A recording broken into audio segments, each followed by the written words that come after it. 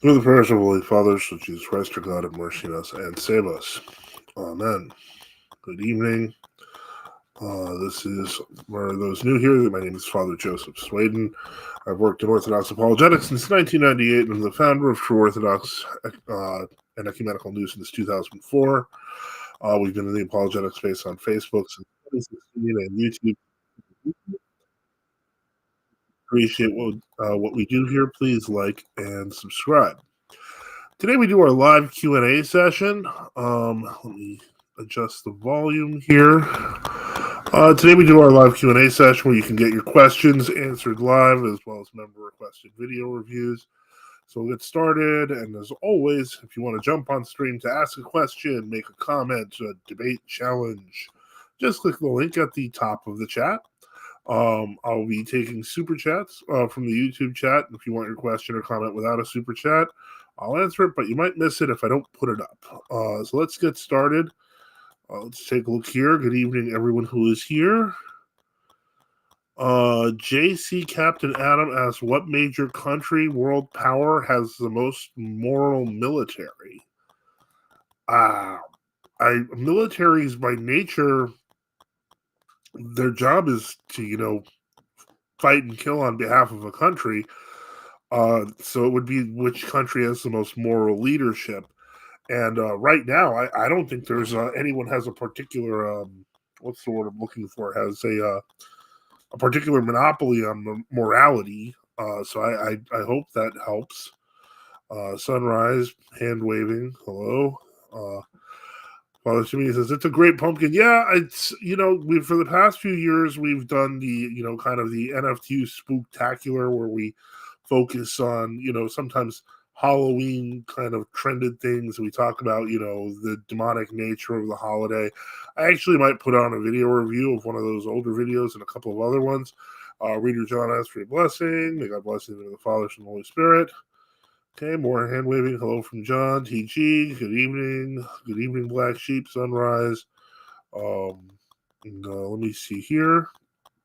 And interesting. Atomic Lead says, good evening. This is actually missing comments. Restream's not getting all the comments. I'm not sure why that is. Let me see, maybe if I switch it. Show. No, that's not it. I'm not getting all the comments at all. That is really strange. Okay, so in any case, if you want your comment live, I'm gonna have to probably try to figure out. I'm gonna follow here. Hello, a blessing on all of those who have arrived and want a blessing. Good evening, John and Black Ortho Acolytes. I'm gonna have to I'm gonna have to use the YouTube. Gonna have to use the YouTube kind of thing here, because it seems like greetings Ascender, and see here. John says, how is you doing, Kang? Well, considering... I'm going to be honest, actually. I feel terrible. I feel kind of like awful.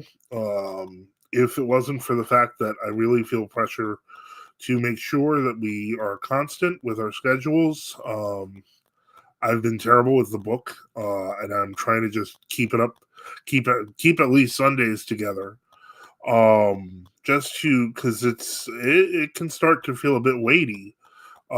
Getting requests for help. We're trying to streamline that in terms of finding a church, etc.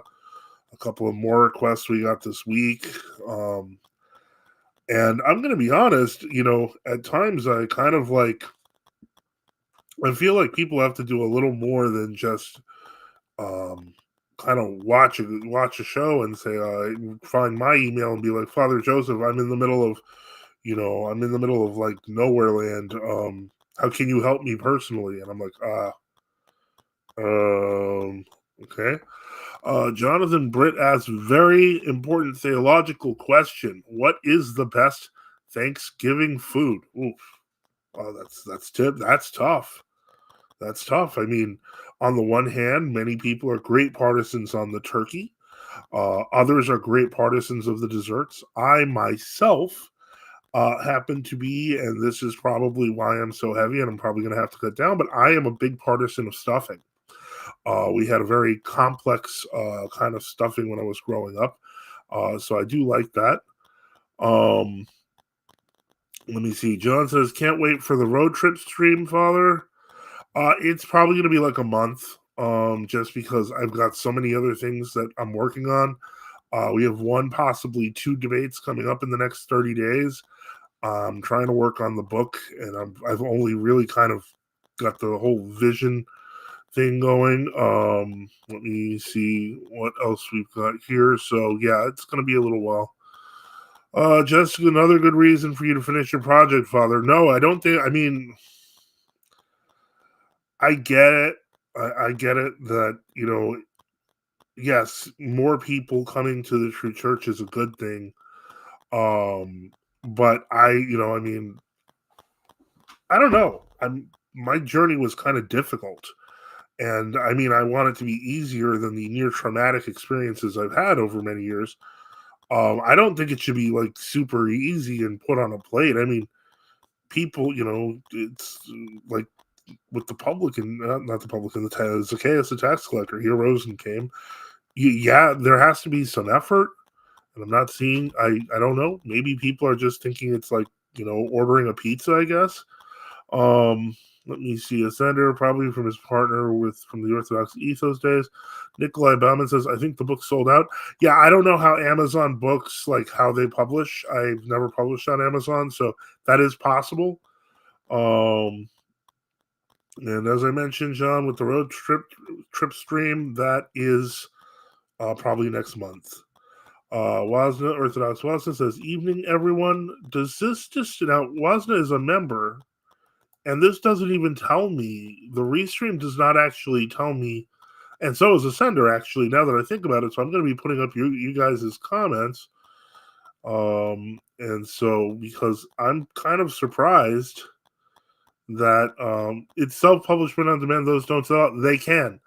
I'm pretty sure that there is a way for that to happen. I don't know it. I know that print on demand has better supply kind of setups than traditional print houses, but I don't think it's like necessarily impossible. Wasna says, "Evening, everyone." Nikolai says, "Huh, weird." Comic lead, stuffing and cranberry sauce gang, rise up. Yeah, it's good stuff. John says, "Hello, Theodore." Black Ortho Acolyte says his GOC book is now showing as out of print. Halfway through it, very eye opening. Never heard of any of these events. Yeah. Unfortunately, that's what it really comes down to in many cases, is that a lot of people just don't have the information. It's blotted out very carefully, and people don't realize, eventually that true Orthodox people have been around the whole time, and so they've I hate to say it, but there's been kind of an embargo on information about us. But I really don't think that I mean, it's the age of the internet, so we have our responsibilities to make sure it works. Sava says, "Good evening, Father Bless. God bless you. From the Holy Spirit." Evening, Sava. Ortho Just says, "Evening, sunrise, Little Caesars for Thanksgiving." Cruise 158 says, "I have a question. How do you find genuine faith and love for God?" Um, it's an interesting question to have. Um, genuine faith and love come from contact. Come from you reaching out, um, and kind of really coming into contact with God. It's much more abstract if you are not Orthodox. As an Orthodox person, for example, today in the liturgy, we come into direct contact with God through the mysteries. And that sort of genuine faith and love builds, but it isn't genuine faith and love in a human sense. um I know that in Protestantism it can get kind of abstract. There's even the movement I refer to sometimes as, or other people have, and I've just copied it, referred to as like Jesus is my boyfriend, where we treat the Son of God like a fellow human. He was human and divine, but he's our God, and knowing that he loves us is a strange thing when you think about it. It's the creator of the universe, creator of everything you see around you. And I wish that, I mean, people often kind of try to over personalize it, but if you have a chance, if you're ever in a high place, a high altitude area where you can just see um, all of these cities and towns or houses, apartment buildings, etc., knowing that inside each there is a person that's there, and that the creator of the universe, the entire universe, everything you're seeing and more that you can perceive, and all those people in all of those places, that God loves every single one of them. It's kind of an awe-inspiring thought. So I guess my answer to that question would just be that we walk with God and we learn to follow His commandments, and our lives change accordingly.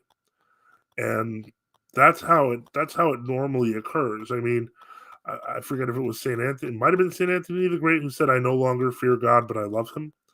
And people, of course, take that out of context, and they're like, "You don't have to fear God." No, most people should really fear God, because you're not. Most people aren't that good. So I hope that helps. Um, Nikolai, I work at Amazon. While the book might be print on demand, depending on the deal with Amazon, they will only have so many copies in stock before they restock. Okay, so that makes sense. That answers that. Disgruntled Vet, not sold out. Senator's writing a second edition. Okay. A senator says, as long as we're talking about the stuffing and that good stuff, does Tio typically give dispensation for Thanksgiving Day? Fun fact, Ascender, because of how the calendar works, on almost every Thanksgiving, thanks it's not violating any fast. The fast doesn't start until the beginning of December. In the tradition of the church. So Thanksgiving was never a problem until the new calendar.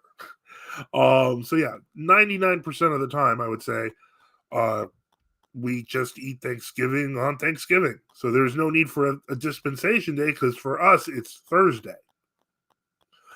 Let me see here. Nikolai Bellman, that's very interesting.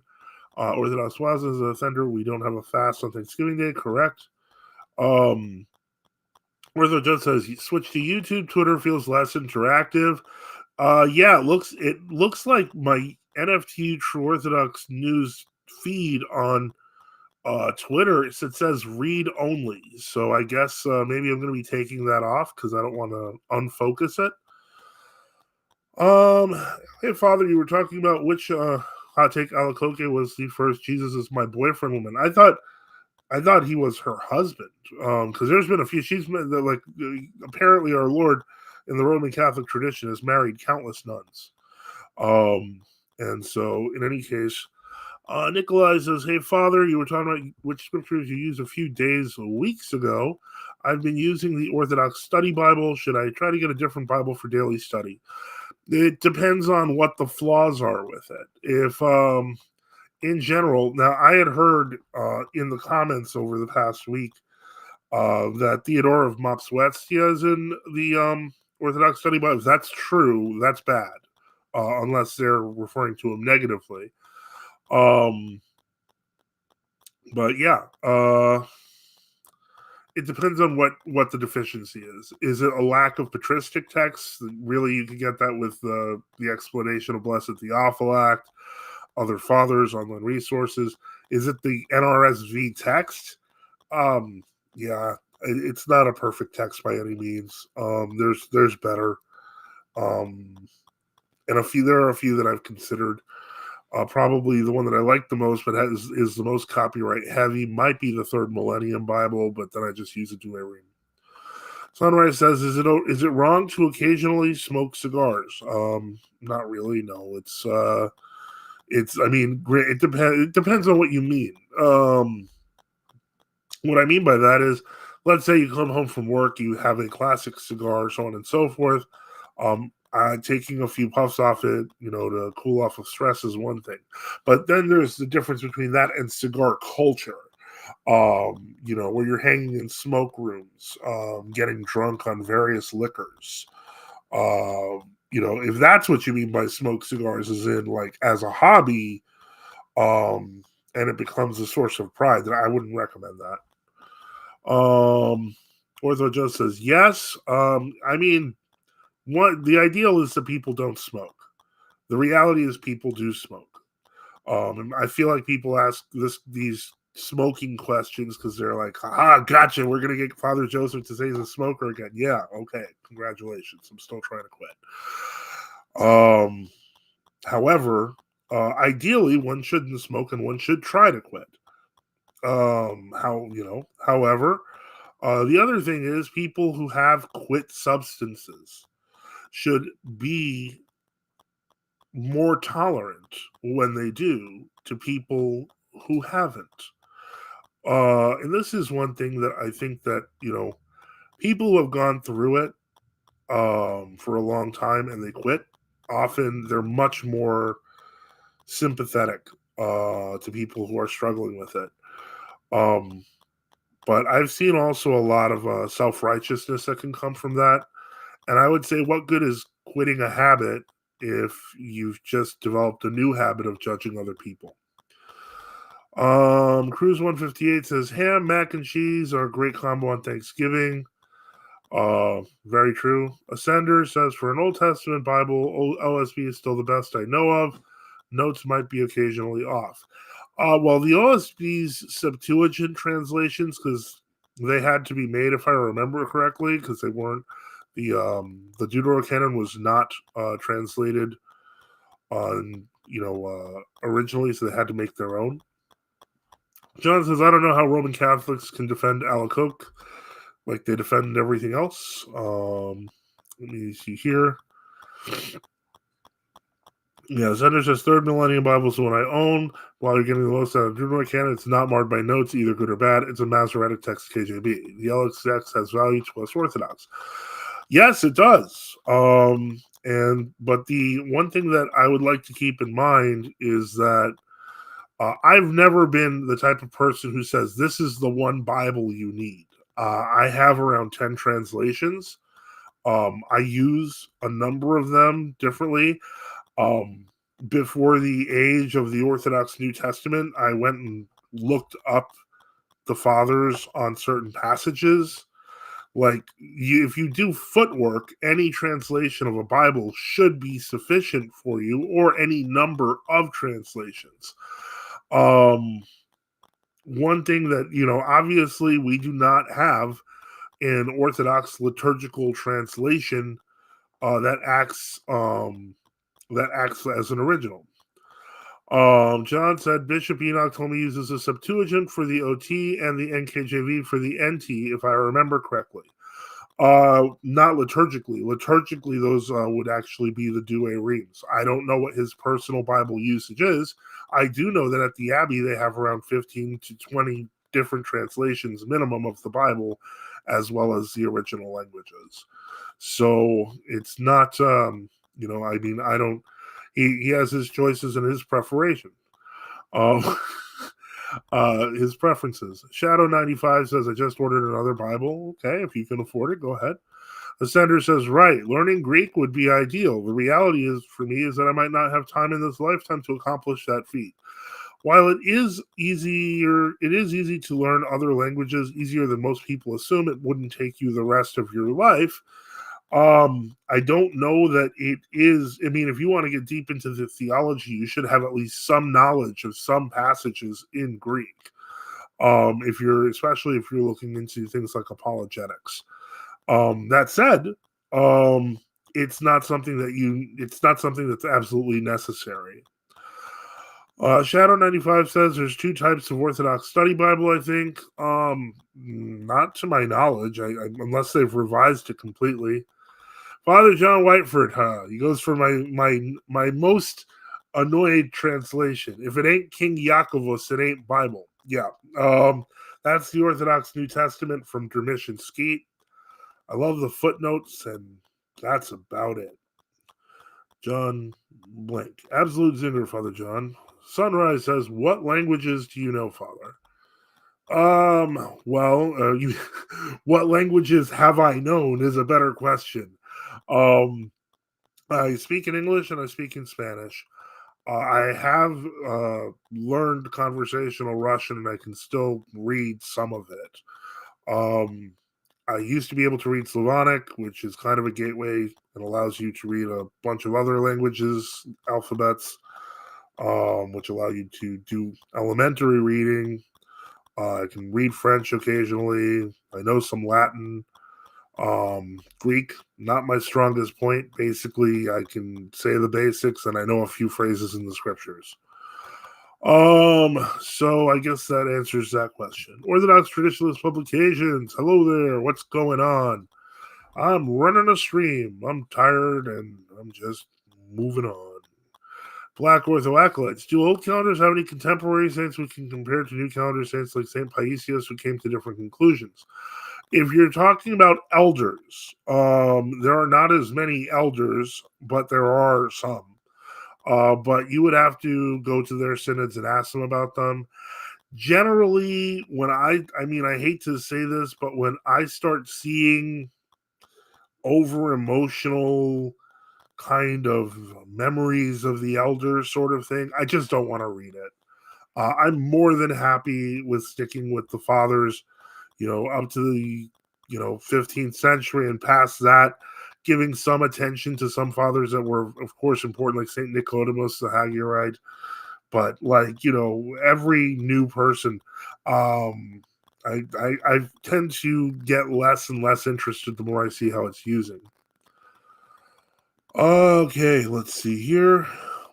Protestant from North Carolina said to me many years ago, if the KJV is okay for Jesus, it's okay for me. He was serious. Yeah, that says it all. Is your History of the True Greek Orthodox book going to go back in print? I did not write a true Greek Orthodox history book. I wrote a history of our synod. Orthodox Traditionalist Publications, Contemporary. But for the record, that is the type of book I am writing, but it should be globally. And John says, Elder Joachim is a contemporary saint that comes off the top of my head. Okay. Orthodox Traditionalist Publication says, let me see here. What's going on, Ascender? Sunrise says, Russian is one of the hardest languages I've heard, but I would kind of like to learn more, but kind of stalled in my progress. Well, I'm going to let you know a little secret and why it was relatively easy for me to learn Russian. As I mentioned, I speak English and I speak Spanish. Now, the alphabet is completely different. But if you get past the alphabet, the verb structures in Russian and Spanish are actually almost identical. You have the I conjugation, you have the you conjugation, you have the he, she formal conjugation, the we, the they. So those things actually exist in Russian. So if you can get past the letters and you can get past the cases, then once you're dealing with like conjugating verbs, it's actually not that hard. And I can still understand Russian to some degree. Once you're out of the environment and your whole world changes, it's just a matter of, if I was to go back to Russia, it would probably take me about a week and I'd be conversational again. It's like riding a bike. Orthodox Traditionalist Publications, you need to stock Amazon. Orthodox Traditionalist Publications says, yes, eventually it will. Ascender says, Father, do you have any view of Father George Karslides? I've read his life and he seems to be a holy monastic elder, but nothing was said about breaking communion with the innovators. I don't know who that is. Ortho just says, okay, great. DTC, gotta go to bed. Night all. God bless you, DTC. And you have a great night. John says, spend a week in a Russian monastery. You'll understand enough Slavonic to understand a liturgy. I guess, maybe. It's possible. Sunrise says, good night. Sunrise says, good night, TTC. Sunrise says, you can learn a language's alphabet in no time. It gets trickier further down the road. Well, of course, it's a foreign language. I mean, no one can. I feel like people have some really weird expectations. Like when I moved to Russia, I had a Berlitz book and I learned about the verb conjugations, but I in no way, shape, or form had any fantastical idea that I understood Russian. Like, guys, think about this. I was happy if I could successfully complete a transaction at the store. Like, let's keep our expectations tempered because learning languages takes time. So it is, yes, you can learn an alphabet and you can learn the structure of a language, but until you actually practice speaking the language with people who speak it and can tell you why you're incomprehensible, that's you gotta go through that. That's part of learning a language. There's even jokes about that actually in Russia. That's very common to make jokes about that because they have a lot of philology departments. A lot of there. That's big. The philology is a big thing there. What's the linguistics? Kind of learning the languages. But the whole point is that a lot of jokes were made about how abstract these studies were. So you had students come out of the universities thinking they could speak languages, but they were actually speaking terrible pidgins of languages. And so the point is, you know, I that's why I noticed I said I speak English and Spanish and I spoke Russian because I'm trying to be honest with how things work. If you're not constantly using a language, it will drop in your mind. That's why I said you can do some Latin because I used to be better at it and used to do direct translations off the top of my head. Not anymore. If you don't practice, it vanishes. It's just that simple. Ascender, getting verbs right in both Hebrew and Greek were both extreme difficulties for me because of all the memorization involved. I wouldn't know. John Z says, I'm in the process of selling many valuable and rare books via Amazon. Lexica, grammar, Greek, Slavonic, encyclopedias, complex, tedious. It sounds like you might have some customers here, buddy. Just, let people know the name of your store. Ortho just says, how long did you live in Russia? Just under 2 years. Ascender says, of course, LXS Greek or MT Hebrew are not conversational. No, they're not. They're dead languages, effectively. Let me see here. What year, what edition did they start editing Father Seraphim Rose's Orthodoxy and the Religion of the Future? I don't know. I simply know that it happened well after his passing in 1983. So I'm thinking probably you're talking about editions that would have been after the 1990s. Wesley Ditto says, I'm going to be baptized by Father Josiah T this coming Pascha. Do you think it will be a valid baptism? I'm going to have to assume that you are referring to Father Josiah Trenham, who's very well known on YouTube and has a very large following. Me answering the question in the negative would probably be confrontational and problematic. Let me ask you a question. If you were baptized by me, do you think he would recognize my baptism? It's not a game worth playing. I don't know how he baptizes. I presume he does it by full immersion because he seems like a serious person, but I don't know. And I'm sure the answer could be shot right back at me. But if you're looking for a gotcha moment or you want to kind of make a point, it's not a real point. Black Sheep says, hey, Wesley, ditto, remember me. So, John M.C. says, I studied Greek, Latin, etc. when young, attended liturgy often. Greek, Slavonic, Arabic soon became comprehensible. Best way, total immersion, 24/7, not to worry. Sunrise says, what's your favorite Russian dish, Father? Uh, And I mean, there's a lot.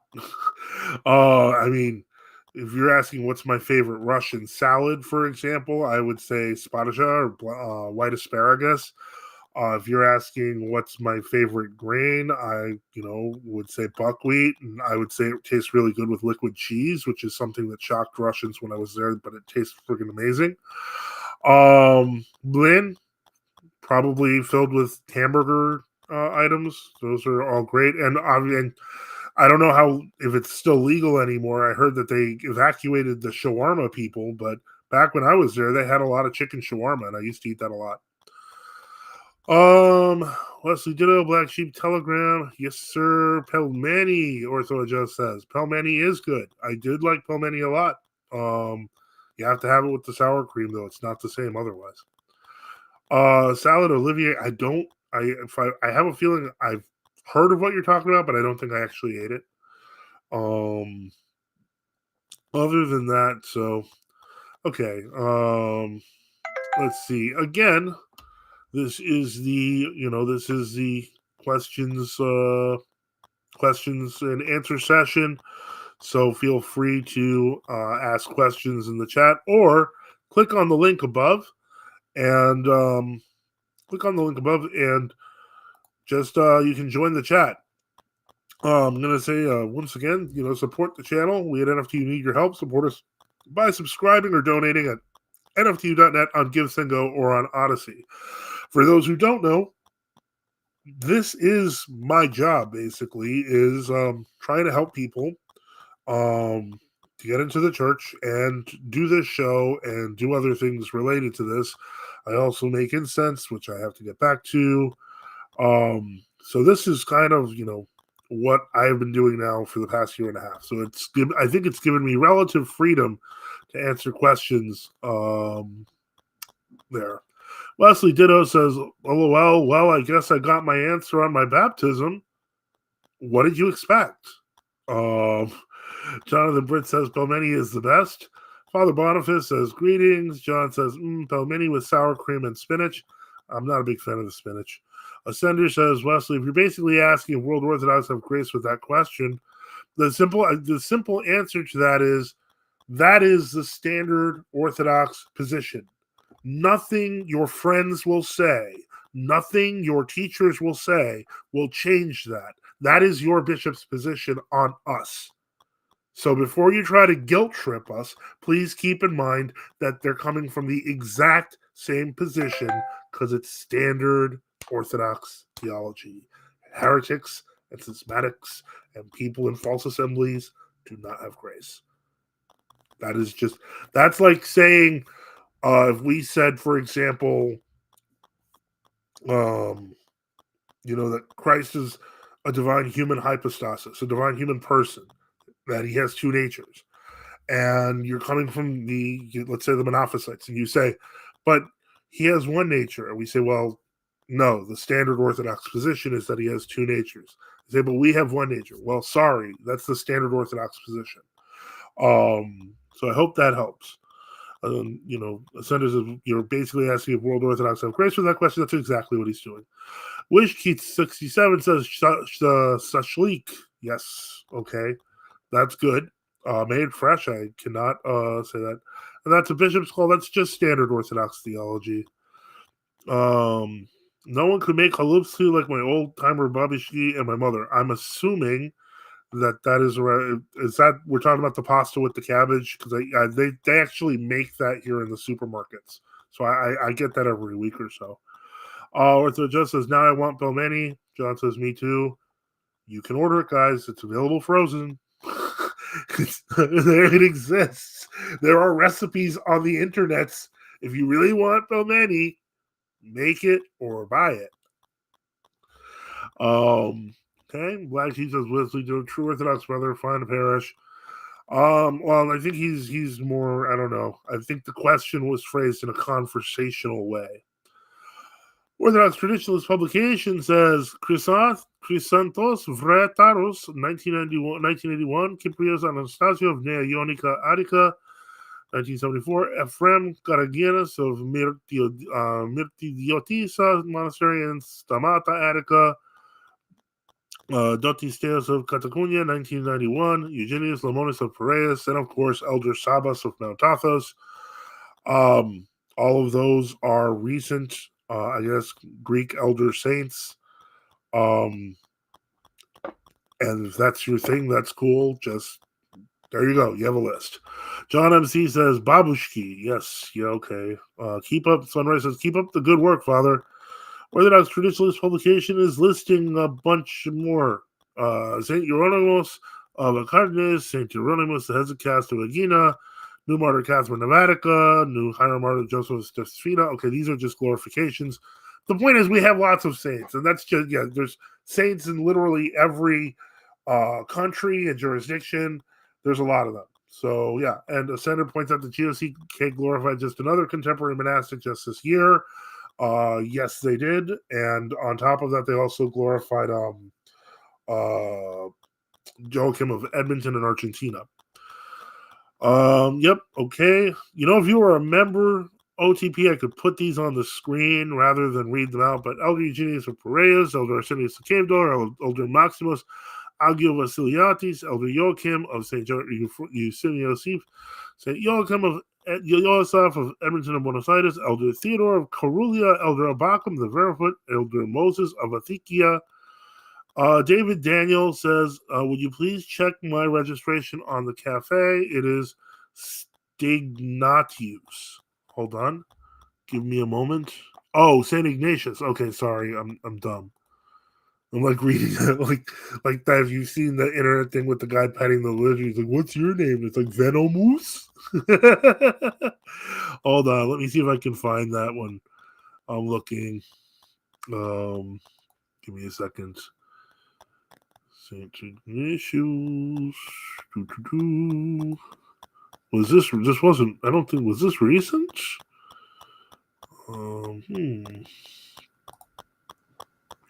Okay, let me try going into the panel. Not doing a cafe stream today. Next week we'll probably do a cafe stream, God willing, and we'll get back to that because it's always fun to go to the cafe and see there. Okay, so let's view the inactive users. Okay.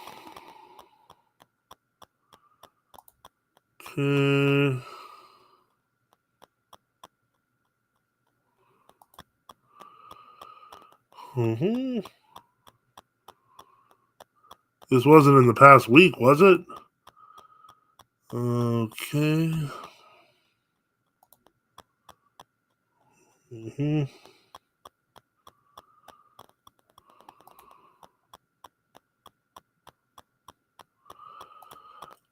Aha, found you. Okay. Give me just a moment. Activate. And you should be activated. Okay, so you should be activated now, David Daniel. So hopefully that helps. Once again, you know, this is the live Q&A session where you can get your questions answered live as well as member requested video reviews. So as always, if you want to jump on the stream to ask a question or make a comment, just click the link in the top of the chat.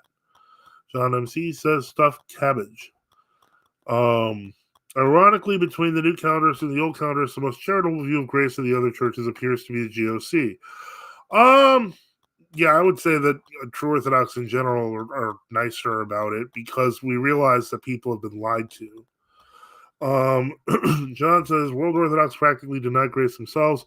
A parish never used multiple spoons for the Eucharist till June 2024. That's really embarrassing. John is saying, is everyone ignoring the best Russian snack, bread and olive oil? Son, you haven't lived in Russia. The best Russian snack is suhariki. Ascender, St. Joseph the Hezekias, don't buy the revisionist hype. Okay. Daniel Longloy asks, what would be required from Bishop Gregory from the Goka to come into communion with the rest of the true Orthodox? One, he would have to seek correction of his subordinate vicar bishop's orders. Two, he would have to renounce his errors in terms of modernism, the things that, you know, like denying saints and all the kind of the semi-Hockna stuff. Um, and let's see.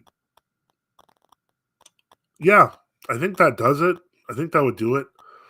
Um, and he'd have to have maintain a disposition of repentance. The truth is, nobody trusts him anymore. He's burned that many bridges. Um, OTT publication, Bulgarian GOC did too. Yes, John said he'll have to be received as a layperson since he's defrocked and excommunicated by ROAC.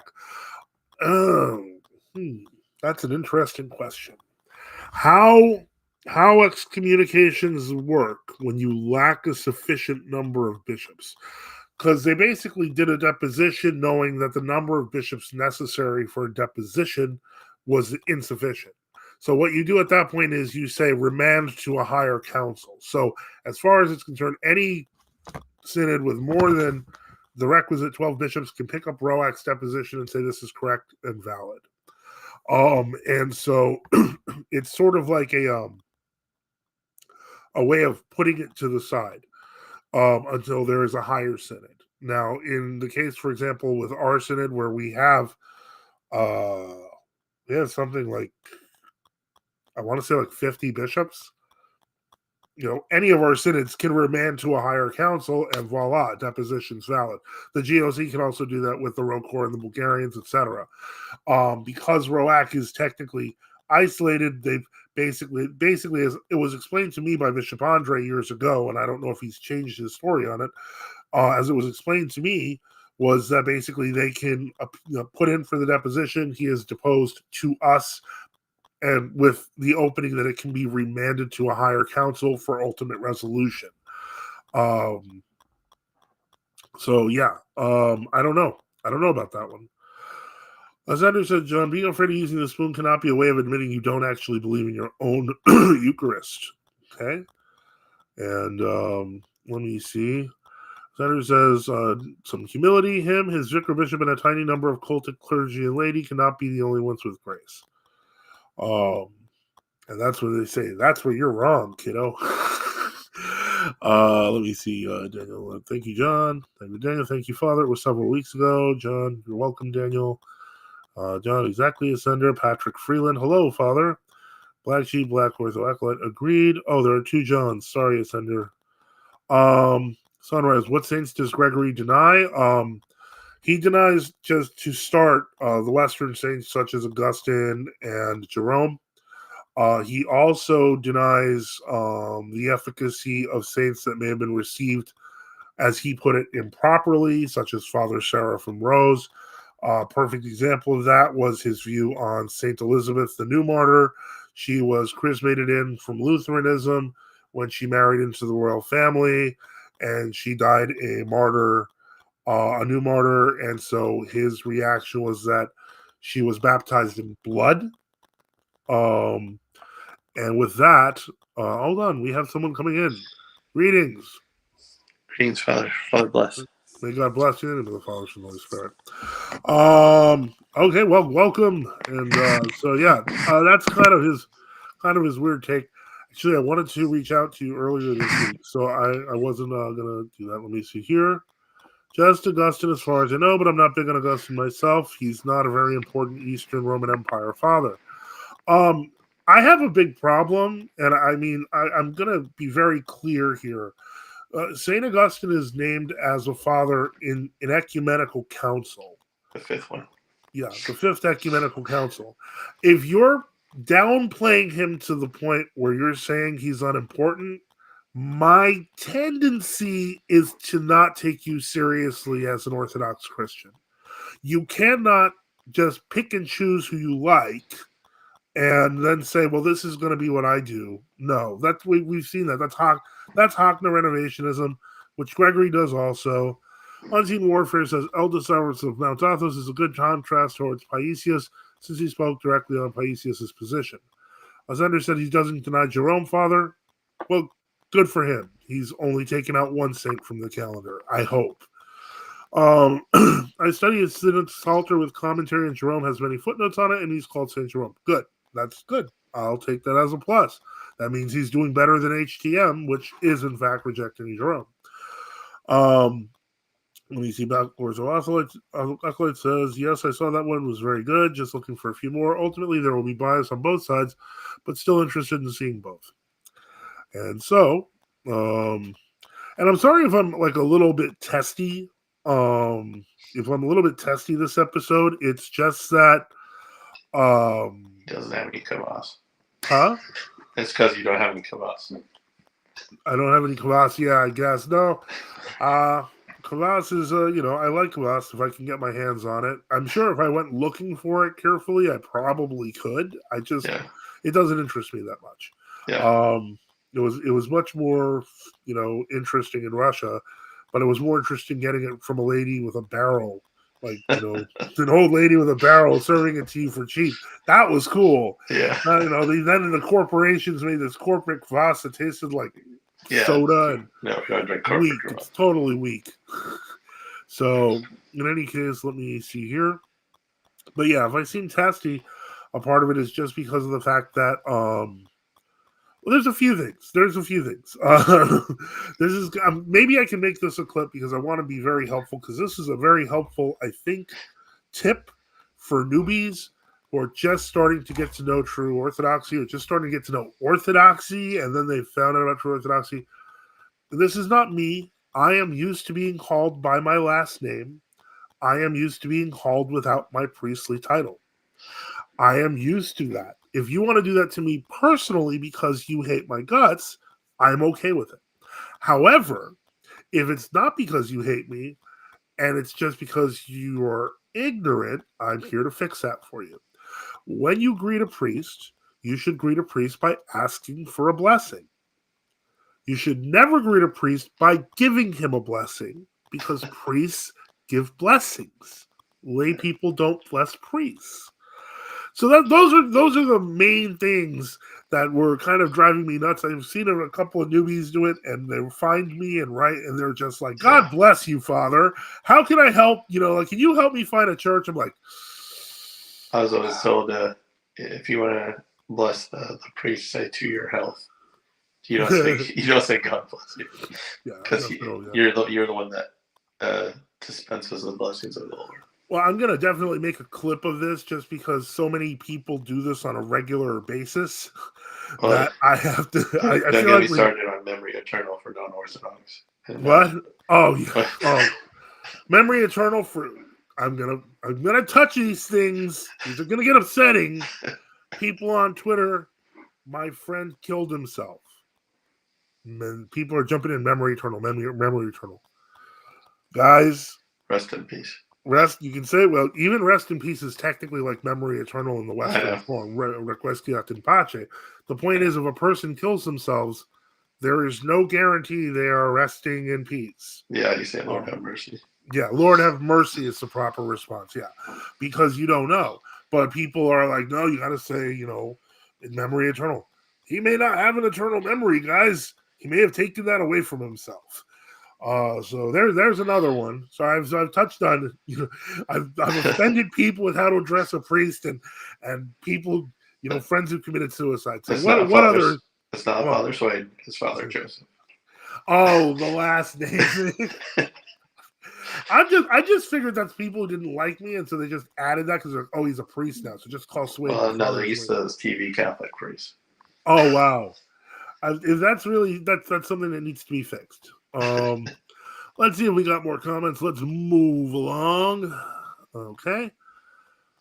Okay. Yes, I saw that one. Very good. It's looking for more. Ultimately, there will be a bias on both sides, but still interested in seeing both. Are the three Orthodox Council that supposedly confirmed the new calendar, 1583 Sigillian, etc., confirmed forgeries? No. Let me explain, because this is one of those things that gets lost thanks to people misciting it. Yeah. The Sigillian. The Sigillian itself is assumed to be a forgery. And I would argue an argument could be made that it was actually not a forgery, but a bad copy with something interpolated in it. That said, nobody is doubting the three councils. The three councils. the three councils are in the record and do mention from other sources that they condemned the papal calendar. So it's not like the whole thing was a forgery. The new calendar is okay. That's all a lie. Well, the person who copied it, there was a bit of arm twisting for them to.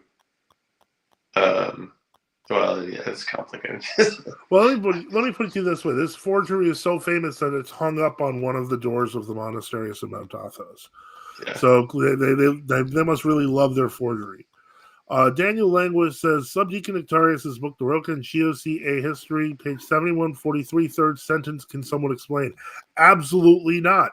I do not have every book in the universe in front of me.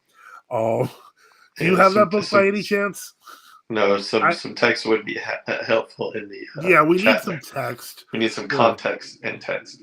Yeah, give us what is confusing, and we will try to answer it. Yeah. Orthodox Traditions Publications. How do you guys like the new St. Philaret of New York book? Father Antonio says it's great. I bet it is. Do you have it? I think it's awful because there's no ebook version. Idiot.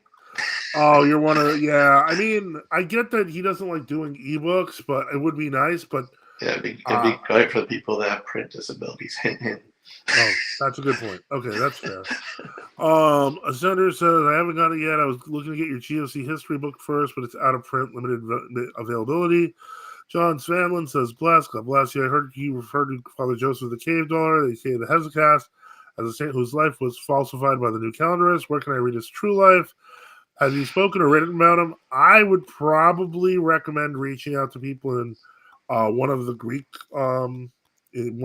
True Orthodox synods, most likely the GOC Kalinikos. Reach out to the monastery of St. John. They may have more information. I can't guarantee it'll be in English, but they probably do have more information. Shadow 95, you got advice for people who are struggling trying to be Orthodox in a Protestant household?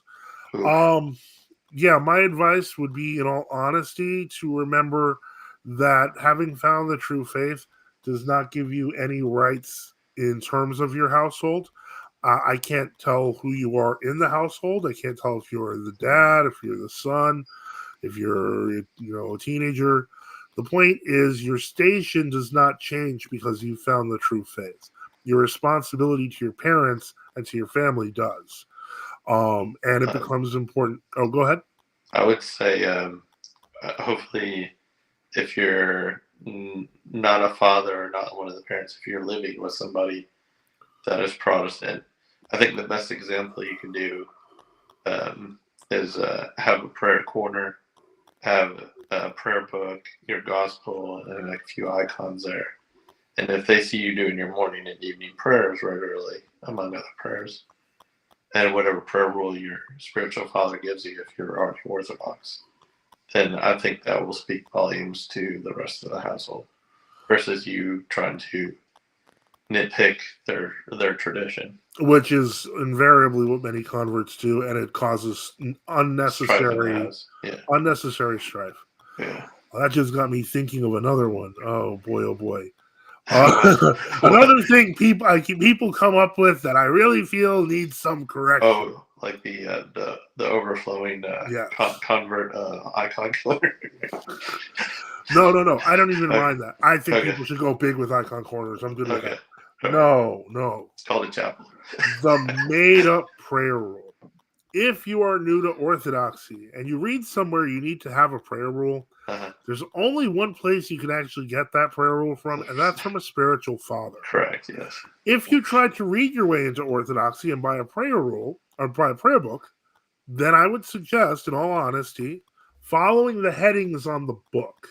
Like, you don't say, I'm going to read the third hour, and then I'm going to read 100 Jesus prayers, and then so on and so forth. What you do is you read the part that says morning prayer. Yeah. And then the part that says evening prayer. That's why I said. And the ones before food. Like, your prayer rule without a priest is literally following the headings in the book. Do not do the Jesus prayer without a blessing. Yes. Or if it's in the book, say it once. It doesn't say it 100 times. You can't say it 100 times if it doesn't say it in the book. There you go. Without a priest, you follow the book. Okay. Lord have mercy. Times 12. Finally got that out. It's okay, Father. There'll be angry people. They're going to hear it later. It's always the 2 a.m. crowd.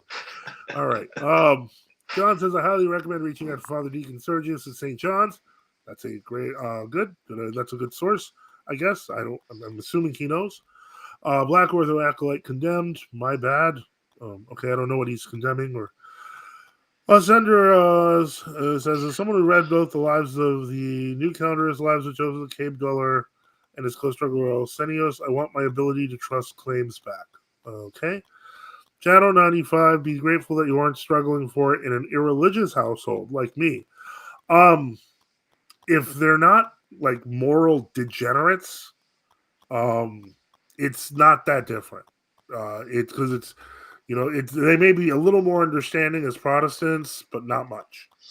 Well, here's another thing: you're Mhm. not going to have a perfect household. God gives you, lets you take up your cross. So And the simple reality is, if everyone suddenly became Orthodox, you'd still have problems in your household. yeah, That doesn't go away. Yeah. Unseen Warfare says it's not true. They were forgeries. They were actually quoted by Saint Nectarios. It's 2 pan-Orthodox councils and a local anathema or something. Okay. Let me see. John says best to look at other sources than one person. Ephraim, very true. John says the one by monk Joseph Dionysiatus. No, I did not know. It's under fun fact. The papal calendar has been condemned in council more times than a lot of other errors. That's true. True. Yeah. Sender says, not just the Pascalian, but also the Manila. Yeah. Yeah. Wish Key D67. The God bless you thing is probably a Western Christian habit. I'm sure they mean well. They just aren't familiar with Orthodox etiquette. I get that. It's like when you sneeze and say bless you, that's actually from Catholicism. And many people with a Protestant background they tend to say God bless you a lot more. And I'm okay with that. I say bless your heart. I will. Well, no. Come on. Come on. The point. We know what that means. That's not a shibboleth in the South anymore. No. It depends how you say it with what tone. Well, in any case, but my bigger issue is it's the number of self-proclaimed experts who say things like that. A random person who says, "I'm just trying to figure out orthodoxy, sir. God bless you." I really don't care. I take more issue with the smart guys, because if you're going to play the smart guy, you better know better than to do that. Ascended, I thought Orthodox also say "May God bless you." Orthodox priests may say "God bless you." I've slipped on that with a sneeze, although I try to say "Gesundheit" or "Salud" now. You can say that to other laymen. And now that I'm a priest and they sneeze, I say "God bless you." It doesn't matter. But that's wrong. You can say it to everybody except a priest. Yeah.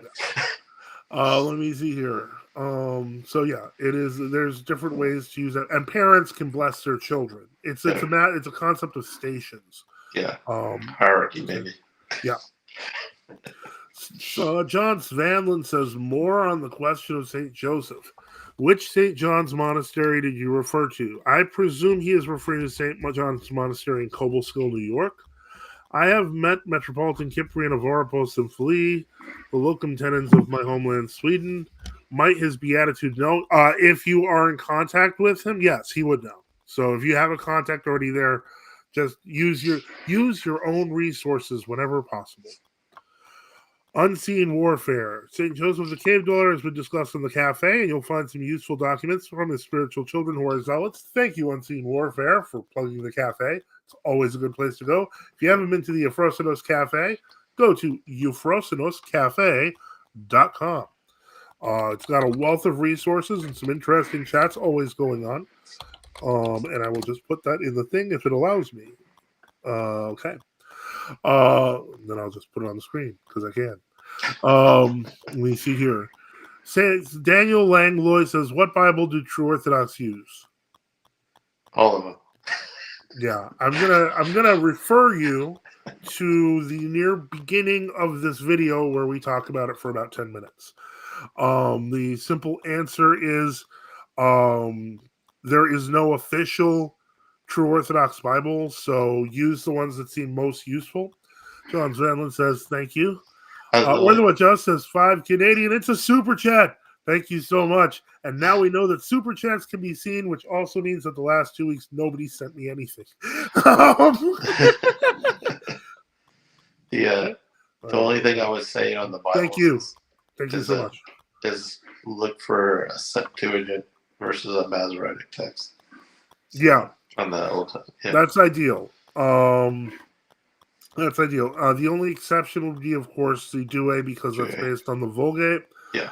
Which is an Orthodox text. So, but the footnotes on those are terrible, so you have to watch out with that. Yeah.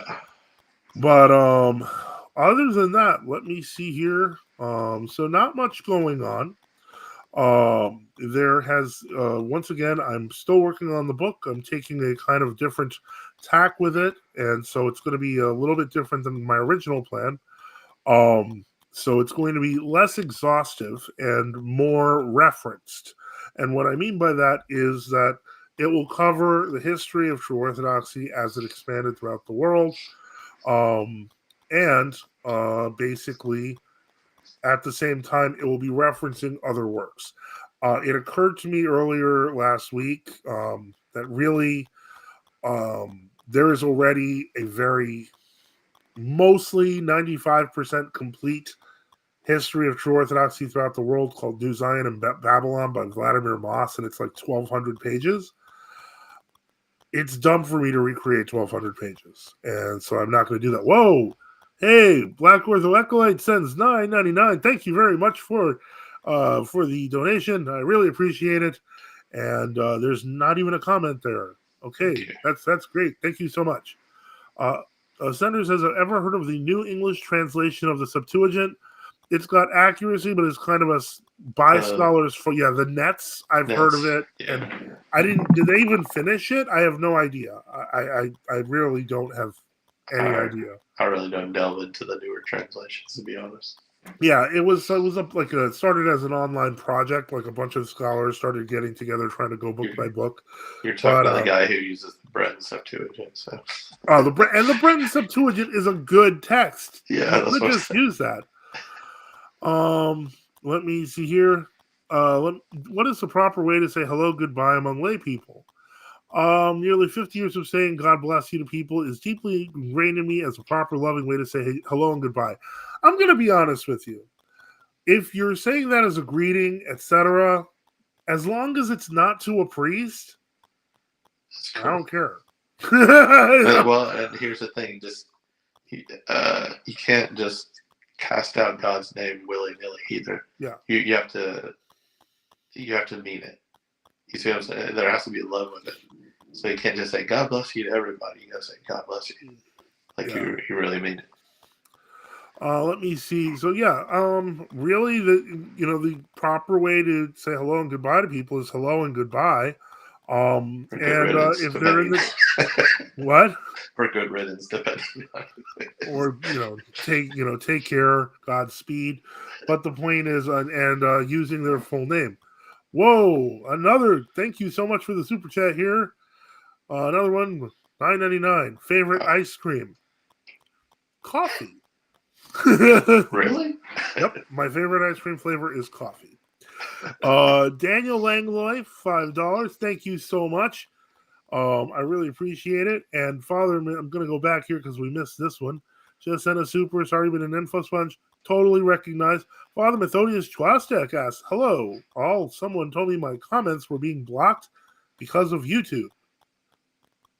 Can I ask how many comments? Let me look at the chat. Has he been making comments the whole? Because we had an issue with it earlier. I don't think it's because of YouTube. I think it's because of Restream. Restream's doing it. Let me see here. Hold on, Father. I'm scrolling up. I think it's people that are members. Because I know some members are getting blocked. Members are just not showing as members. But if Father Methodius isn't, I'm looking here. I'm going to go to full chat because. Okay, fan funding. What's this? This is a new thing. All right, thank you. And we're celebrating Daniel's first super chat. Very nice. Thank you. Okay, so it's very different on the YouTube screen. My guess is YouTube is just messing with stuff. Let me see here. It was a couple of weeks ago. I'll check. I will check. It shouldn't be happening. Um, Let me see here. Well, he is another creator, and he might have said a word that YouTube doesn't like or something. There can be so many different reasons. Yeah, it could be shadow banned. So. Well, we do definitely see you here, Father. Yeah. Unseen Warfare says, I see your comment, Father Methodius. Ortho Joe says, woohoo. Sunrise says, cookie dough ice cream, yum. I like vanilla crunch and related ice creams. Cookie dough, I'm not a big fan of because I prefer the cookie, like when it's cooked. Yeah, I like salted caramel. Yeah, Patrick Freeland says, where can I learn about the true Orthodox beliefs? I want to once again establish that true Orthodoxy is not a new religion. It is not a break-off religion with a separate concept of ideas. We're holding to the original teachings of the church. In the beginning of the 20th century, all Orthodox thought like true Orthodox. After the innovations of 1920 onward, and the creeping in of ecumenism and the changing of the calendar, the new calendar churches claimed official status, but in fact had deviated from the original Orthodox teaching. So if you're learning about Orthodoxy, 99.9% of the stuff you learn from your average encyclopedia is going to be true about us. Ortho adjust. Oh, go ahead. It's amazing what can happen in a century, though. Yeah, it is. But we've seen in history, we've seen it before. Yeah, Ortho Adjust says, I like a good pistachio ice cream. Okay. I like pistachios and I like ice cream, but I've never liked them together for some reason. I think it's just because it was colored green. But believe it's the Haagen-Dazs version. I haven't tried that one. Let me see. Anonymous Man 115 said, how would you say that I can have a sober appreciation for the good of the world without becoming a fanatic of the world? I ask this because I've gone in the other direction and I'm very cynical at times. That's kind of a deep question there. What you're saying is there are things you like in the world, but you're wondering if you've become too attached to them or you're a fanatic of the world. I mean, I would say that it can be a temptation to overthink it. If you are saying your prayers and you are going to church and you are doing the services and you are, communing when you can and you're doing the basic work of the church, you're following the commandments, you're treating people as well as you can, you're going to your regular confessions, etc., I wouldn't worry about it too much. Usually when people become off, they go off the deep end, if they're keeping the basics, like going to confession, etc., their priest will bring it up. And so don't worry too much about that. I was just going to say that thank God he's given you that insight. Yeah. And there's always room for repentance and bring it up with your confessor. It's a healthy fear. Yeah. It is a healthy fear, but don't let it consume you. Yeah, bring it up with your confessor so you don't get consumed by it. Yeah. So. Father Methodius says it was a couple of weeks ago. Okay, I will check in the YouTube thing. I didn't see any recent word bans or anything like that. Jonathan Britt says, best ice cream is Van Leeuwen's Honeycomb. No seed oils or other gross stuff. Don't know what that is, so I'll trust you. What was the name of it? Van Leeuwen's Honeycomb. I've never even heard of that. I know. Tasty, though. Yeah, it's got a honeycomb in it. Yeah. Wish the 67 or the seasonably appropriate glory to Jesus Christ. Glory forever. Yeah, I know that that's the response, but I'm going to be honest with you. I've never been in any church anywhere in the world where people walked up to each other and greeted each other with glory to Jesus Christ. I've seen that in correspondence. I will see that sometimes when people are doing podcasts like this. But have you ever on Sunday walked up to somebody and the first thing they said to you was glory to Jesus Christ? Or was it hi, John? The only time I've ever seen that on Sunday is so the priest comes out for a homily, says glory to Jesus Christ. And then people say, Yeah, that's that. So yeah, that's not a greeting. Another one that here we go. I'm getting another angry moment. People who say Christ is in our midst, he is and ever shall be. This was introduced among the laity by the Antiochians and the OCA. That is a clerical greeting done inside the altar. Yeah, I was about to say that's clever. I don't want to be mean. I don't want to be that guy, but I'm apparently being that guy this entire stream. It's all right. But, It's education. It's an educational stream. There you go. So that's why I'm not calling out anyone yet. Okay. Sunrise. Ice cream in a cone or in a bowl, though. Yeah, I guess it doesn't matter. John MC. Waffle cone. This is going to be. Oh, well, this is you. Okay. Oh no, that's not you. This is funny. I mentioned article by Vladimir Moss to priest of old Parish. He said Moss should never have been made a priest. I asked him why. He did not answer. Did not know he was a priest. What's the problem? Vladimir Moss is a reader. He's never been a priest. You can call him Reader Vladimir. You can call him Dr. Vladimir because he has a doctorate. But you cannot call him Father Vladimir because he's not a priest. So the priest of your old parish was wrong. No, anyway. Ascender says, Moss is a priest? Nope, he's not. Father Simeon says, you can do an Orthodox etiquette episode. I think he's a member, so I'm going to just put him up here. Yeah, well, I think I just did. No, I'm kidding. We should probably, that's a good idea. We should probably do that. I think he's just going to do shorts. Yeah, there might be shorts. Black Ortho Acolyte says, first called True Orthodox in Antioch. They were just Orthodox. Okay. Ascender says, I thought he was merely a very smart, articulate layman. That's technically not true. He is a smart, articulate lower cleric. Orthodox Wazna, who is a member, says, Reader Vladimir Moss. Very true. Still important to refer to clergy, including readers, by their title. Still, it is still proper to do that. Good luck with that. What? I said good luck with that. I can't tell you how many times. Yeah, I'm either called John or Father John. I'm like, I'm not a father. I'm going to tell you, I've done it myself, I do that, and maybe that's because I was a deacon for so long. I'm just like, yeah, okay, John. Oh, I know. I don't care. But I don't think that highly of myself. I don't care too much either. I mean, I'm used to people saying, people call me Swaden, so I don't even care. Sweden. Friggin' Sweden. See, okay, Unseen Warfare says Moss, it's Dr. Moss, or Reader Vladimir, is a true Orthodox historian and has some real great insights. At times, though, he's a little too logical instead of giving a spiritual perspective, which is good. Both views are important. Yeah, no, he does have a lot of his historical perspectives, right? He does get some things wrong, and sometimes his opinions are wrong. He definitely gets on the weeds. Yeah. Ascender says, my impression of Reader Vladimir Moss is that he's the exact super correct that Father Seraphim said is bad.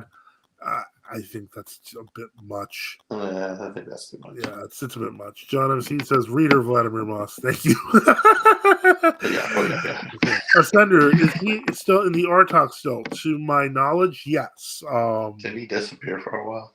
Well, from what I understood, I don't know. I know that he's been kind of quieter, obviously, with the repose of his wife. And he's an older gentleman too. So. Yeah, and so I think that he's been kind of slowing down. I do remember when we started the channel and we were looking for guests about 6 years ago, and he was a little more talkative. And I wrote him and said, would you be interested in coming on our channel? And he was like, I have no interest in this YouTube. Imagine that in a very distinguished British voice. So. I was like, I have no interest in a YouTube stream. And I was like, okay.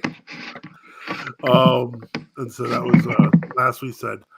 Ascender says, is he in the so yeah, he is. Ascender says, so Father Joseph, your history book is going to be pretty comprehensive and cover the different jurisdictions of the resistance.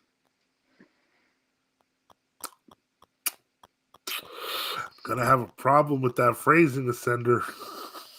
Oh no, We don't cover the resistance. We cover the Church of Greece, the Church of Russia, the Church of Bulgaria. Our people there across jurisdictions, whether it's the GOC of Greece and Archbishop Makarios, or the GOC in Avlona, or the GOC Kalinikos, the largest one, or the GOC that are the Matthewites, they're all part of the Church of Greece. They're not the resistance, they're what's left. Until we understand that centrally, we will continue to see the true Orthodox as a counterparty as opposed to the remaining true Orthodox who have to make everything work together. We have to, that has to be a shift in your mind. And I don't mean you personally. I'm saying for people new to true Orthodoxy, they have to understand that true Orthodox do not see ourselves in reference to new calendarists. We consider them off the branches. They're gone. We are what's left and have to make do. David Daniel, wow, that's awesome. Super chat, $50. Thank you so much. Wow. Really appreciate it. You should be testing more often. Yeah, maybe if I get mad, people will be like, yeah, send the money. All right, no, I don't know. Unseen Warfare says, you just called me out, canceled. I didn't mean to do that. Jonathan Britt says, attaboy. Ortho Just says, woo. Descender says, I'd love an etiquette episode. I'll do that. Sunrise says, nice. Jonathan Britt says, support RTO clergy. Yes, and priest Father Methodius says, I teach etiquette to my catechumens, as they should have it. And then Black Ortho. When I think etiquette, I think of like where your forks and your spoon should be next to your yeah, but it's also speaking etiquette. You know, there's technically etiquette is any set of rules for proper. Usage, tennis etiquette. There's even netiquette. Black Ortho Acolyte says local Go-Arch and Antioch Parish always have us say Christ is in our midst. Did I call it? But yeah, that's actually a greeting between priests and the altar. Like just when we're starting the communion and putting things together, we turn around to each other like the priest and the like, Christ is in our midst. He's in our midst. Well, you're also talking about the jurisdictions, the world jurisdictions that have a lot of lay movements within them. So. Yeah, but the problem is this: is that I have like the OCA book and I have the Antiochian book, etc. They're still quietly said in the altar. Like there's no rubric that says, oh, and by the way, the lay people should say this too. They're adding that themselves. Yes. Yeah. Ascender says, I'd be surprised if the kiss of peace comes back. What we do instead is hugging. Well, okay, that's a few different things. Hold on. Okay. First one is that the kiss of peace, or at least the one I'm used to, is a Roman Catholic usage. However, that actually was a made-up usage. In the West, the pax, or the peace, was actually a symbol used to represent unity and iconodulia, especially in the English usage. In other words, what would happen is they'd say, the peace of the Lord be with you always and with your spirit, and they would take out an icon that was on top of the altar with the Eucharist, and a server would actually pass it and say, the peace of the Lord be with you and with your spirit. They'd kiss the icon. The next person would go kiss the icon. And this went around the entire church. Nobody gave each other a hug. The only time I know of we give each other a hug, and we're not even giving each other a hug. We're giving each other a boklon and kissing the hand, which is Forgiveness Sunday. But that's not a hug. I don't know anyone hugging. I don't know. Am I missing something, or is there a hug? You haven't been in a modernist jurisdiction in a long time. No, but I mean, not among us either. Maybe there's some hugging I'm not aware of. There's hugging, there's kissing, where's this happening? All this hugging and kissing and stuff. I know that there's that formal, 2-kiss, 3-kiss greeting that, people do, but they're not actually like really hugging. It's more like a mwah mwah sort of thing. It's not actually like. Yeah, I don't see that much anymore. Yeah, Russian. That's very uncommon. Yeah. So yeah, I don't know if that would come back. Sunrise said, yeah, they said that in my Go-Arch Parish. Daniel Langlois said, someone told me that Orthodox fasted from olive oil because it was stored in animal skins. But now that it's in glass, they shouldn't have to fast. Thoughts on this, Father? Okay. Well, first off, here I am with the controversial takes continue. Come on, Father. All right. If we're talking about just straight the Eastern rules for fasting, because in the West there is no oil fast. That doesn't exist in the Western rite. But in the Eastern service, the reason for the olive oil being restricted is because it was a substitute for butter. There's no legend of the animal skins, so now it's a glass bottle. That's all. Whoever told you that made that up because they want to have lots of olive oil on That's oil very days. creative. Very creative. That's the best one I've heard so far. No. Olive oil is specifically to force dry cooking. What I will say is this, however, if you want to achieve similar effects to frying, set your oven very high and research the Maillard effect as well as air fryer recipes for those same things. You can usually cook them without oil. They won't taste exactly as good, but they'll be pretty close. This episode is making me very hungry. Yeah, with ice cream and favorite Russian foods. Orthodox Traditions publication says one historian retires, enter another one. Well, we're gonna need a lot more than one.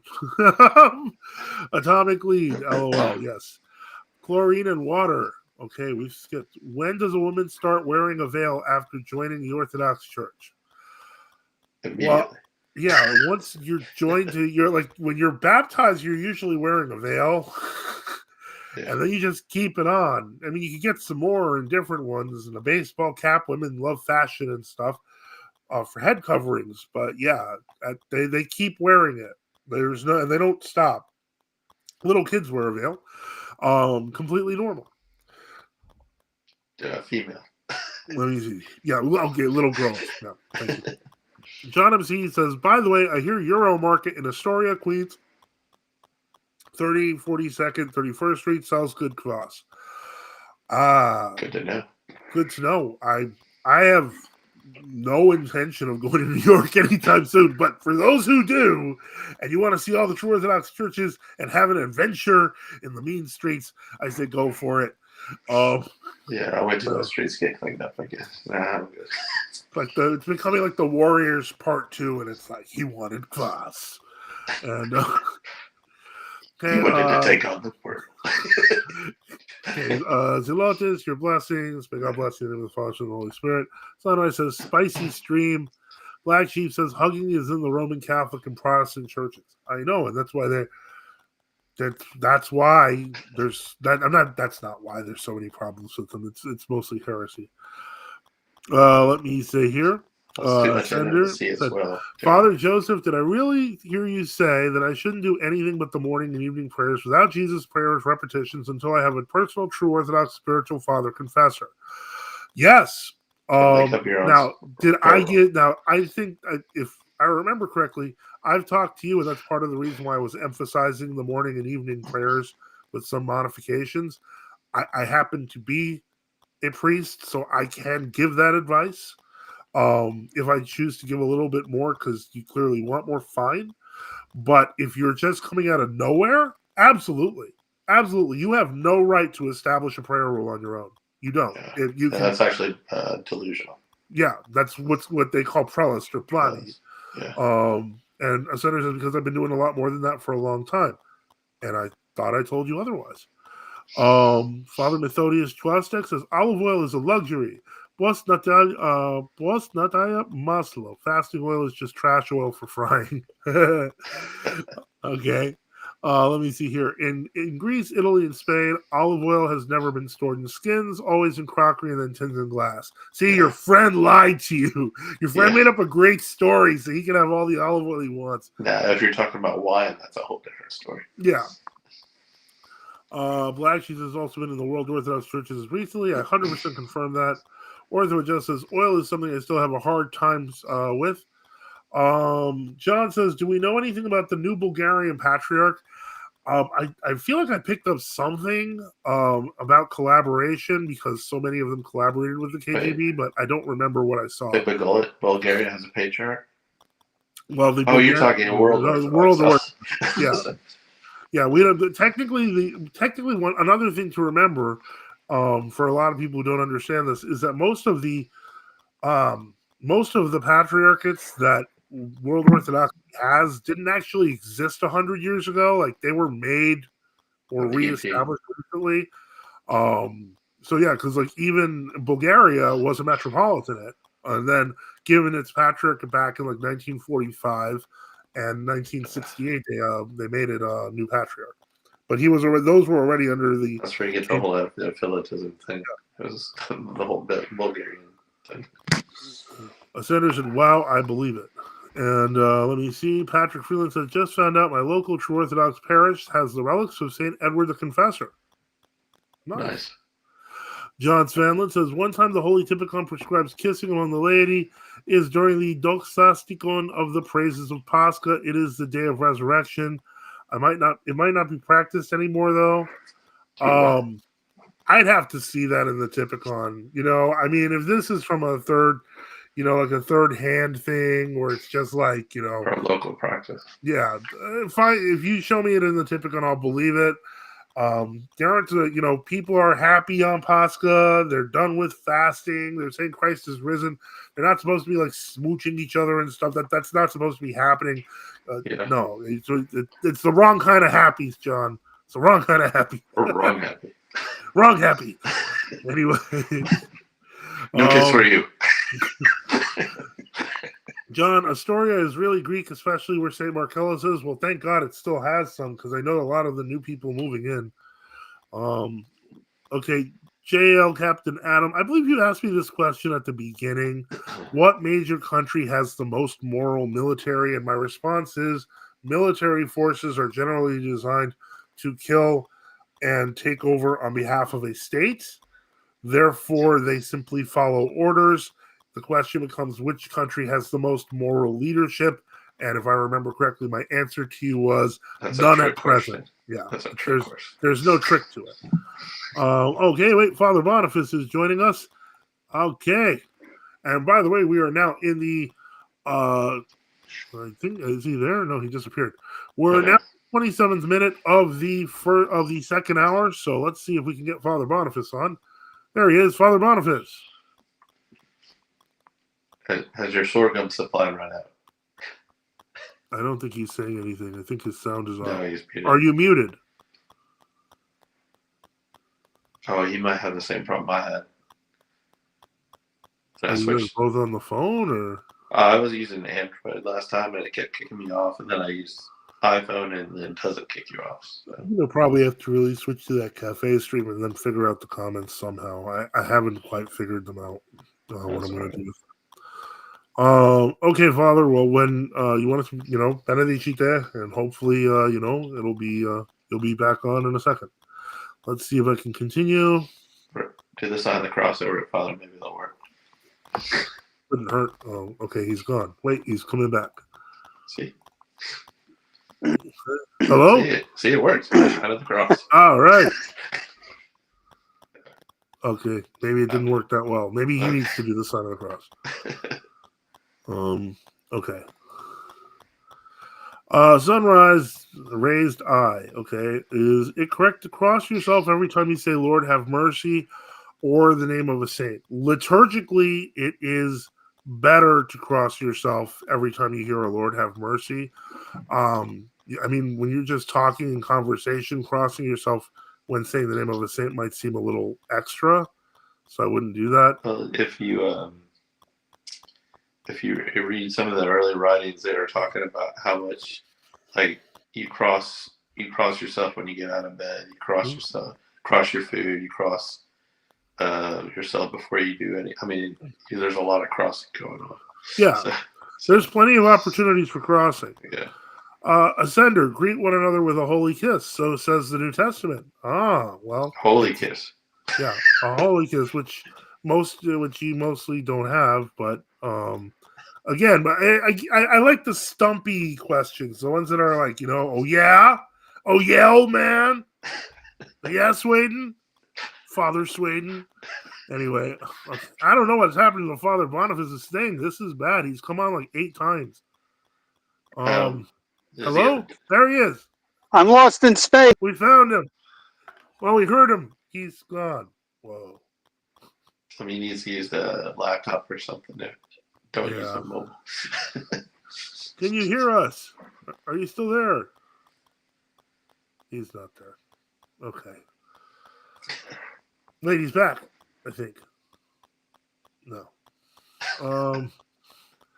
Okay, John MC says yes. The family from that area, still largely Greek. Went to St. Marcello's often, but like everything else, it's had changed much and not for the better. Very true. I was surprised how Greek the area is, despite a few Arabs owning shops. Yeah, and pushing the Muslim thing. Father Antonio says, "Look out! Here comes the question." Oh, if right now it seems like he has to make it. He's got to make it on. It's getting hard.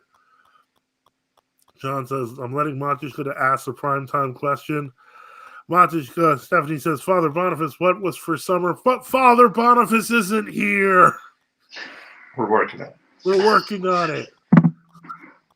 He's like, we got to get him on. I don't know how. Father Justice testing this might be affecting the stream, so. Oh, boy. Okay, so let's see here. We are waiting and hoping that Father Boniface can come back on. So, yeah, that's one thing is going to be the book. One thing is going to be the book. And the other thing, to my knowledge, we still have a debate happening in 1 month and 2 days. And that is going to be against William Albrecht on the papacy on the Gospel Truth channel. And there may be another debate coming. Daniel Langlois asks, is it okay to cross and bow at the same time, or to finish crossing yourself before you bow so as not disrespect the cross? Okay, I can give you the textbook answer. Or just, go ahead. So I grew up mostly in a Russian background, and they said you never want to break the cross, so you would finish the cross and then do the bow. Okay. But I'm sure there's wiggle room in there. So. Yeah, I was gonna say, as long as you do a full cross, and as long as you do a full bow, you're doing better than 90% of the room. Okay, I'm like, yes. I'm not gonna get that technical. Yeah, I'm just gonna say you do that. Oh wait, here's Father Boniface. Let's see if we can get him on. We're hoping. Father Boniface, just don't do that cross where you look like you're swatting a fly. I think he made it. Can you hear us? Are you there, Father? He's frozen. I keep hearing a ticking. Is that me, or do you hear it too, Father? I don't. Wait, he's moving again. Anybody else hear a ticking on the live stream? So just me. I think that was just you. I mean, I didn't hear it. Can you hear us? Uh-oh. He's moving his mouth, but there's no sound. Are you muted, Father? We're yelling at him like he doesn't hear you.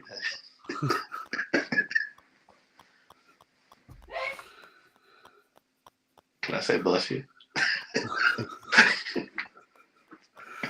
All right. Well, you were asked by Matushka Stephanie what was for supper. If you could just write it on a piece of paper and just hold it up for the camera. just shorthand it. Flax, sorghum.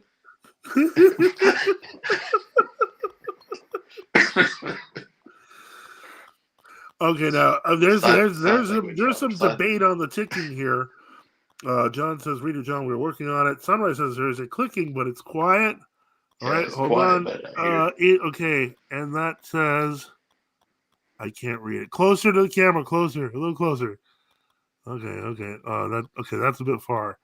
Onions.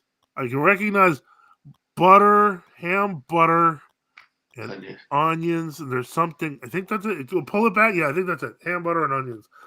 Oh, sorghum is in all caps. Okay, I missed that. So there's gonna be some sorghum. Okay, so there is ticking. I don't know what's causing it. Yep, I hear a car blinker. There's discussion on the ticking.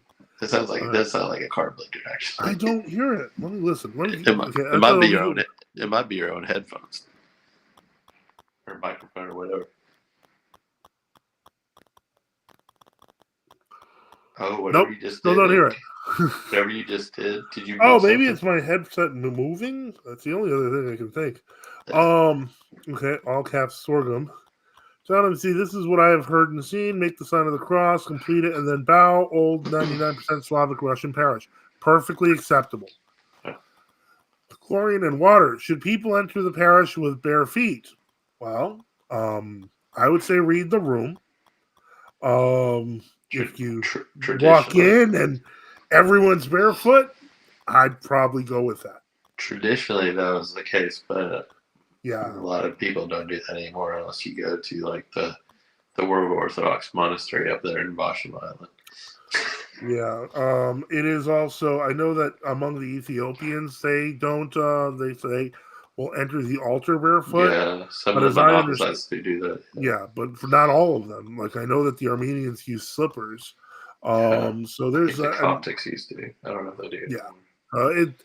I would say in terms of Chalcedonian Orthodoxy, yeah, I would say it's People put probably their good shoes to on. wear shoes unless you see there's a bunch of shoes outside and everyone's barefoot, which you probably won't see. Okay. Orthodox Traditionalist Publication says absolutely not. Big letters. We got to put on the screen because it's in capitals. Absolutely not. Do not show your stinky feet. Well, historically Sunday can mean. Oh, Father Methodius says baptism at birth of the Baptist, my parish, this coming Saturday. Come see us. All right, so that's an open invite to everybody in the chat. We've got a whole bunch of people here. So if you are in Father Methodius, what part of Michigan are you in again? Because I don't know where birth of the Baptist is. The John Upper MC, Peninsula. yeah, it might be the Upper Peninsula. John MC says, "When in Rome, do as the Romans do." And so let me see. Which Romans we're talking about. Oh, what's this? Orthodox Traditionalist Publication says Metropolitan Jonah and his merry band of child monastics were doing this. Ooh, Well, I didn't say do it because of that. Yeah, that sounds kind of freaky. That sounds really weird. All right. Abbot Trevon does it too. So Abbot Trevon is. Don't get Don't get me started. Be nice. Don't get me started. But all right. So it has been kind of a crazy day today so far. Give me just a moment. Actually, that tick sounds like a ticking time bomb. Wow. At the end of the stream, it's gonna blow up. Well, yeah, it's well, we'll try that maybe. Maybe what we need to do is I need to start Pinckney Lower Peninsula near Ann Arbor. So if you are in that area and you'd like to meet Father Methodius and watch an Orthodox baptism, head over. OTB said, drove me absolutely nuts. One tried this at Jordanville and got snatched up quickly. Okay. What exactly do you mean by snatched up? I mean, they probably just took off their shoes and just got physically tossed out. They were just like, oh wow. Unseen Warfare says St. John Maximovich walked into a parish in Paris once barefooted, but it's only because he gave his shoes away to a homeless man. People were mad at him. In actual fact, St. John Maximovich was almost always barefoot. Yeah, they called him St. John the Barefoot. In France, they called him St. John the Barefoot because literally he was barefoot in church, he was barefoot in synod meetings, he was barefoot at home. Father Pantaleimon, and this again, I don't know how true this is, but I mean, from what I understood, this is what they said in HTM and people there, that when he met St. John, he tried to offer him money for shoes. And St. John obviously did not take it. But you never know. And Orthodox Traditionalist Publication says, ain't none of you St. John. Nice try. Unseen Warfare says, I'm not supporting going barefoot. Haha. I'm leaving my shoes on.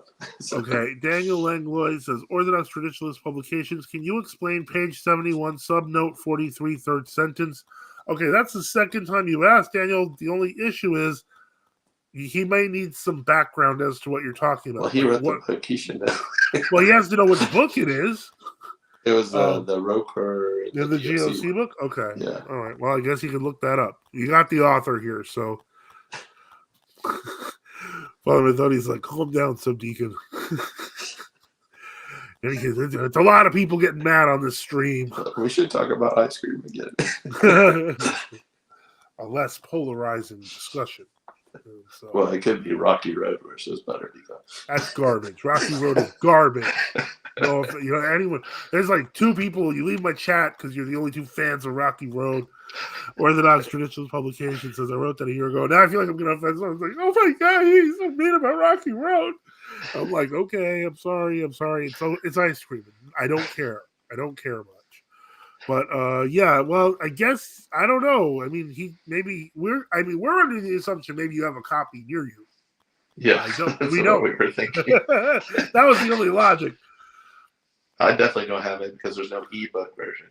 Yeah, I have it, but I don't know what floor it's on because I gave it to my wife, Matushka. I gave it to her because she wanted to read it, and I don't know where it is.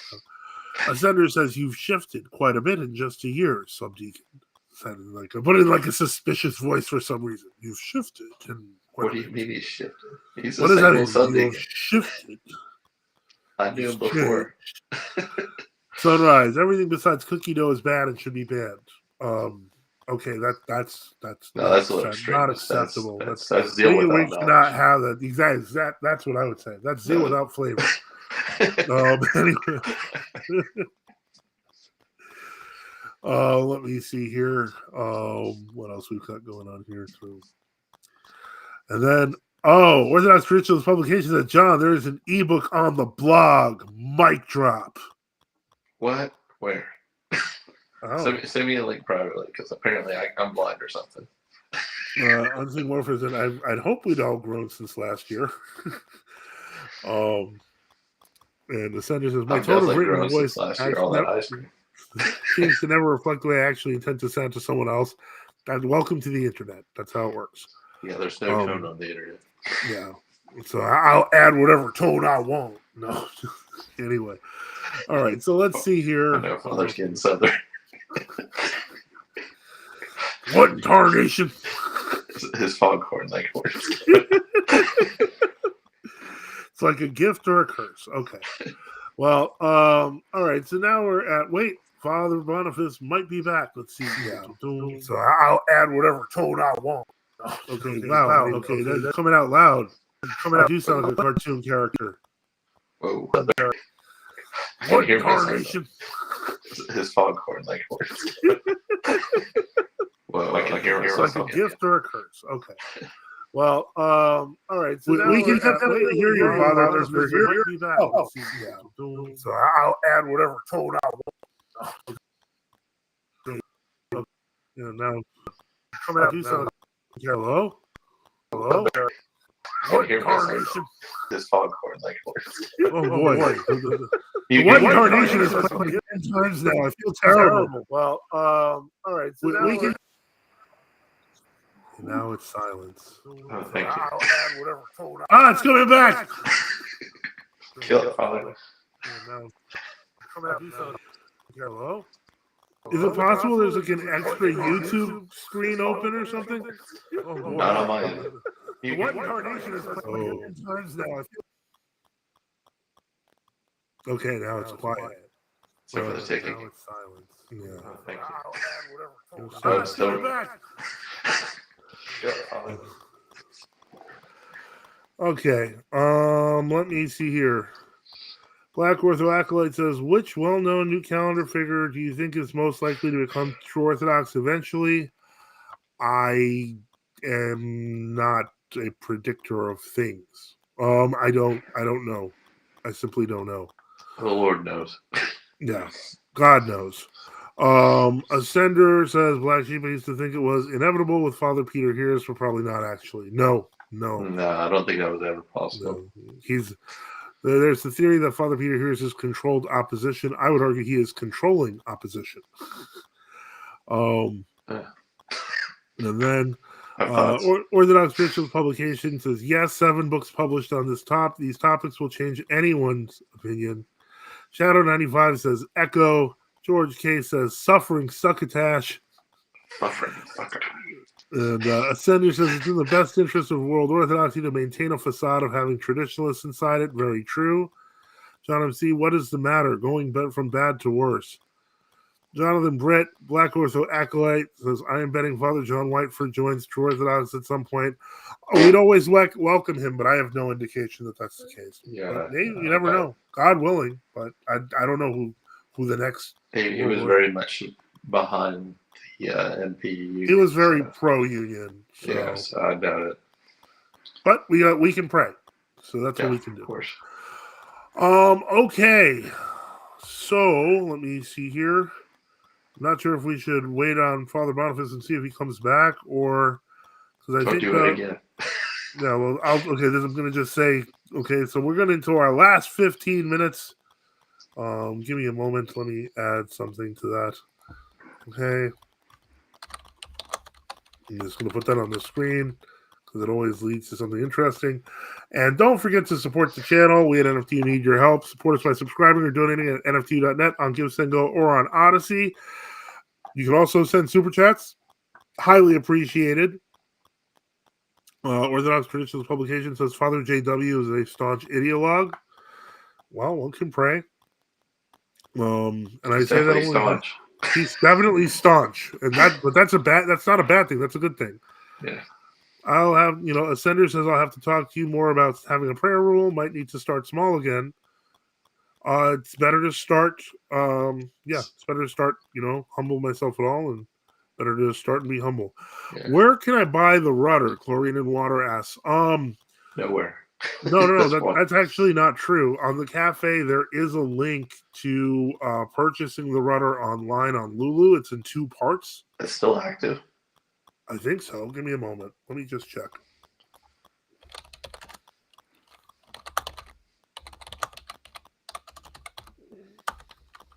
What about the PDF version that's been out there for a while? Well, the PDF version is actually on the cafe. So if you are on, ferocinoscafe.com, you can just go to documents and you can download it. The one that's called the Pedalian, right? Right. Mm-hmm. Yeah, okay. Yeah. And this says sign in with Keycloak. Hold on. You have to sign into Lulu in order to get it, but yeah, it does exist. I wonder how much they charge. It's like $39. It's $29.99 and $39.99, so it's like $79.99 for both volumes. Oh, that's not bad. And then what's it called? It's Father Boniface says a lot of technical difficulties. I apologize, Father, but it's been fun having you on. You've still been a great contributor, regardless. It's been quite interesting. It might be a restream, Father. Yeah, it could be a restream at this point. That's what I'm starting to think. Unseen Warfare says they think grace is in a remnant. They don't realize they're policing apostasy. The remnant Father Seraphim spoke on protest and was sympathetic. It's a sleight of hand and a blind spot. Very true. Senator says Chlorine and Water. It's out of print, unfortunately. I've heard this rumor that the World Orthodox Arizona Monastery is reprinting it, as well as Father Peter Hears. I will say, again, the rudder is available. You'd have to sign on to Lulu, and you'd have to look up the Rudder Orthodox. It's in 2 volumes, one at $20.99 and $30.99. And if you go to afrosinoscafe.com, you can also get the PDF version. Yeah, I would tend to get those because anything that comes out that's newer might be. There's a lot of revisionism right now. So, well, from what I understand, this was actually a translation for the book that was done by the person who did the PDF. So it's pretty safe. Yeah. No, I'm saying like if they're talking about the new versions. Yeah, don't. I wouldn't try. I'd definitely learn the old versions, and let me see here. David Daniels says, is there a place to buy icons that would support true Orthodox GOC churches? Well, yeah, just look up the monasteries. Some priests and Matushkas make them.